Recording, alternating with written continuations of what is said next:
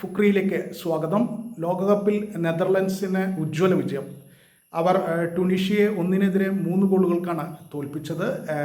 സ്വാഭാവികമായിട്ട് പ്രതീക്ഷിച്ചതാണ് നെതർലൻഡ്സിനെ പോലെ വലിയൊരു ശക്തി, വലിയൊരു ടീം ടുണീഷ്യയെ തോൽപ്പിക്കുമെന്ന്. പക്ഷേ എത്ര ഗോളിനാണ് ആയിരിക്കും ആ വ്യത്യാസം എന്ന് അറിയാനുള്ള കാത്തിരിപ്പായിരുന്നു. അത് 1-3 ഗോളുകൾക്കാണ്. കളിയുടെ 3-ാമത്തെ മിനിറ്റിൽ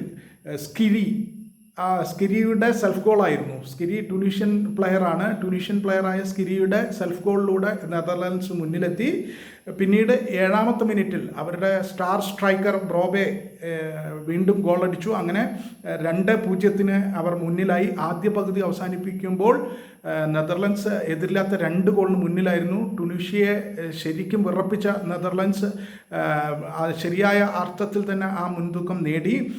എന്നാൽ 2-ാമത്തെ പകുതിയിൽ 54-ാമത്തെ മിനിറ്റിൽ ടുണീഷ്യ 1 ഗോൾ തിരിച്ചടിച്ചു. മസ്തൗരിയിലൂടെയാണ് ടുണീഷ്യ 54-ാമത്തെ മിനിറ്റിൽ ഗോളടിച്ചത്. ഇതോടെ നെതർലൻഡ്സിൻ്റെ മുൻതൂക്കം 1 ഗോളായി ചുരുങ്ങി.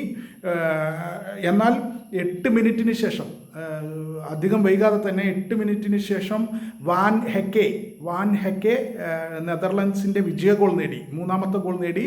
അങ്ങനെ പിന്നീട് 62 മിനിറ്റിന് ശേഷം ദീർഘനേരം നെതർലൻഡ്സ് പരമാവധി ശ്രമിച്ചെങ്കിലും ഗോളൊന്നും അടിക്കാനായില്ല. 1-3 ഗോളിൻ്റെ വിജയത്തിൽ അത് അവസാനിക്കുകയായിരുന്നു കളി.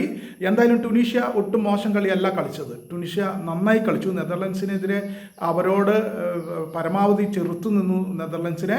എന്തായാലും പ്രതീക്ഷിച്ച ഒരു റിസൾട്ട് തന്നെ ഉണ്ടായിരിക്കുന്നു. നെതർലൻഡ്സ് നോക്കൗട്ടിലെത്തിയിരിക്കുന്നു.